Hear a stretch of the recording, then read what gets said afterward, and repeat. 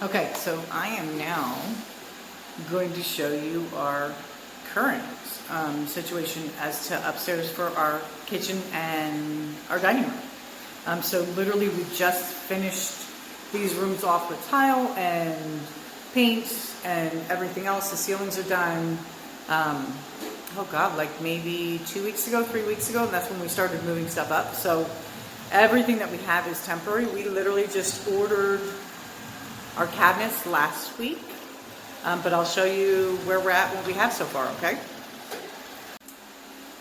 Okay, so coming upstairs, this is going to be our dining room. And don't mind it, our big dog decided to rip a hole through our screen, so we have no screen right now. But anyhow, this is our dining room. My husband just installed this. I'm going to try to come off to the distance so you can kind of see the actual dining room. So all kinds of stuff on the table. I'm currently in the process of trying to edit some videos at the same time. And then we have our kitchen. And again, we have really nothing as a kitchen right now. Complete construction zone. But we just finished this off. I'll try to come back on this side so you can see. We just had the ceiling installed.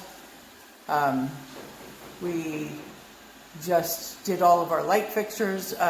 These are temporary right here, these three, just because we are going to be putting an island in there, but we don't want to put the lights down that are hanging down. Our stove will be in the island. And then right now, this is what we're using. So we have a plastic table moved up here. We have the utility sink that was downstairs moved up here to use to wash our dishes in right now. A space for our microwave and a few of the spices and things that we have. Because my husband cooks a lot, we have spices galore. All of our rice cooker, our crock pot, toaster, blender, coffee maker. We have our refrigerator right here. And then we just have two metal shelves that we currently keep our plates and all of our stuff on. And then our pantry, our food stuff. You see that we have our eggs out here. In Mexico, they don't do like the pasteurization process of the eggs. So I guess that's what it's considered, is the pasteurization. So anyhow, the eggs are kept out. The eggs aren't actually washed on the outside, so the natural coating of just like the egg had just been laid out, the chicken is still there. You do have to use them within like a certain time frame, but yeah, that's where we keep our eggs. We keep our eggs out. And then we also have, this will eventually be our pantry inside here, and don't mind it. We have a little freezer right here for now. And then this is where we keep our extra water. And actually today, my sister-in-law and I will be going down to get water because we're actually out. We just happened to run out of both water in our pilo this morning and we ran out of our, sorry, the lighting's so bad with all the light behind me. And we ran out of our actual water jugs. So they're actually called garrafons. So we don't have any water in the house, really.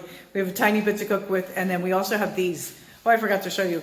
This is a system that I did not even know existed. Let me move all this out of the way, and I'll flip it around and show you. So we just got this. This is basically called a bottled water dispenser. So it hooks up to the ice maker and the water dispenser on my refrigerator. I never thought that I would actually even be able to use it until the gentleman that we bought the refrigerator off of told us that this existed. So we just got this, just installed it. It hooks up, and it actually, every time you use it, does make a loud noise, but it allows us to have water through our refrigerator and through the ice maker, which like I said, I didn't think we would be able to have because we can't run the water from the regular plumbing there. So yeah, so this is current state of kitchen.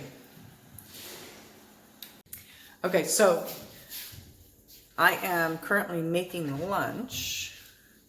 My husband and the gentleman that is working to lay the tile will be eating lunch at 12, and it is like 11:15, so I kind of have to rush at the same time, but I'm going to cook off my bacon. I'm going to show you how I actually cook off my bacon. I stopped cooking bacon in a pan. I don't even do that anymore. So now I literally take my bacon and cook it on a sheet tray, and I'll show you how. Okay, so I have my bacon here on the tray, and I'm just going to put this right here. I'm just going to open the package. I do keep my bacon in the freezer, so I just throw it in the microwave just for a couple seconds, just to thaw it out so it's not frozen. And yes, I've washed my hands, so it's in the sink. I don't need the knife anymore. So yeah, what I just do is I'm going to turn the oven on at 350 degrees. And I'm just going to take this bacon and lay it out. I'm probably going to get it on 2 of the sheet trays that we have.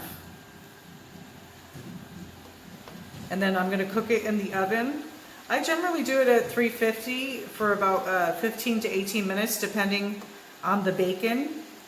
I can tell you that if I buy the bacon here in Mexico, there is a difference. If I buy the bacon here in Mexico, I generally cook it on the lower side. The slices seem to be a little bit thinner, and they just cook way faster. And then if I cook it for the 18 minutes, like this, then I will end up with burnt bacon. So yeah, I'm gonna get the other one set up, and then I'm gonna show you when it comes out.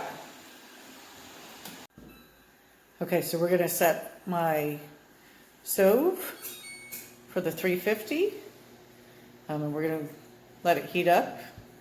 Once it hits 350, we'll get this 2 sheets of bacon right here in the oven. Okay, so my stove is just reached 350, and we're gonna get this bacon in here.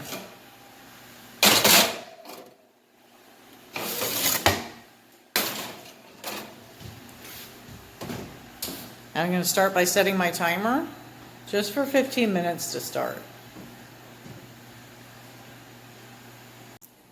Okay, so I have like 25 seconds left on my bacon, but it's close enough. We're just going to take it out now. So that is at the 15 minutes. The grease is all on the tray. I'll show you how it comes out. Probably should have put the trays the other direction. Just give me a second here to juggle it up. And I apologize for my lack of camera skills.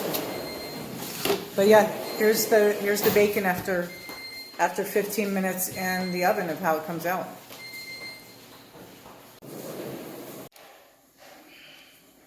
So I'm going to say don't mind all the noise in the background, because again, they are working around as we're doing this.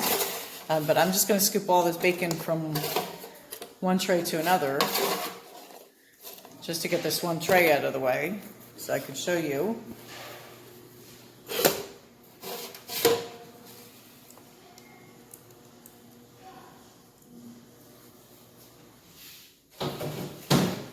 And let me grab this plate here. Okay, so I've just grabbed a plate and put a paper towel on it, just as you would if you're normally cooking bacon. And let me just loosen up all these. I try to do this when it first comes out, because I don't want it to get stuck to the tray. So let me loosen all these pieces of bacon up. And then it's like perfectly cooked strips of bacon. I already broke that one.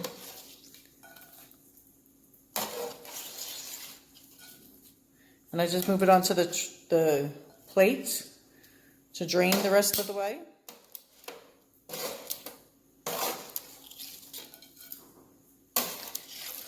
And I'll do 1 or 2 packages of bacon like this sometimes. Again, with my border crossing, I don't have a lot of time.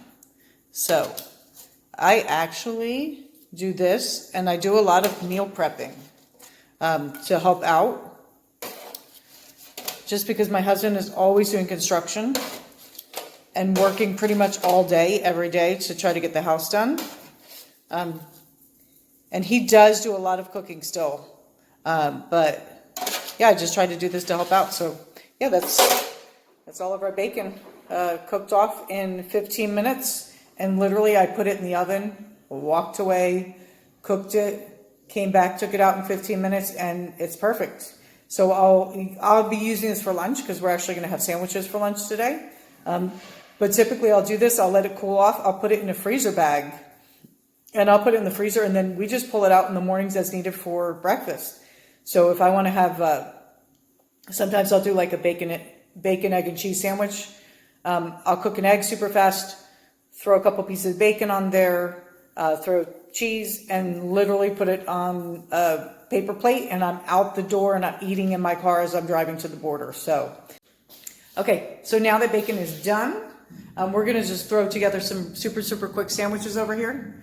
And then after that, I do have to run into town and fill up our water. We are out of water, and just by coincidence, we ran out of both water today. So in the middle of the night, I woke up to the sound of our water pump just running and running and running. Luckily, I woke up and was up and about because I couldn't really sleep last night, and just happened to hear the water pump and went down and unplugged it. We do have to do that if we do run completely out of water.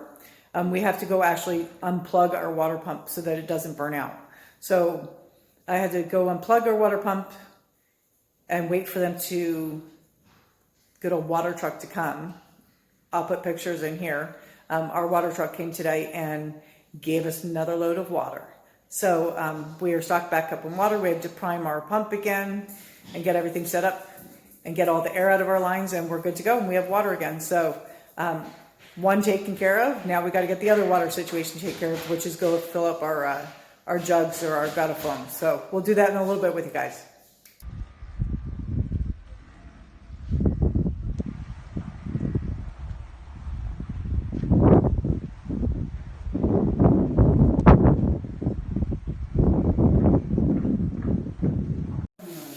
I'm already recording, babe.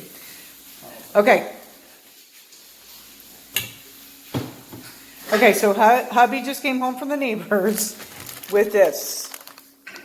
These are ridiculous. Like, this is my hand. This is a shrimp. They are whole shrimp. Let's see if I can get one piece here. So head and all. Take one out. But this is what he just came home with. Absolutely crazy. So we have some that we just bagged up here to stick in the freezer. He has chopped off all the heads to save for his caldo. I'm gonna make a soup. And he is now sauteing some shrimp for dinner. And again, these things are enormous. Like, I don't know, it's hard to see to visualize how large these really are. They're enormous. So we're going to have some kind of Asian stir fry for dinner with some shrimp. Looks good.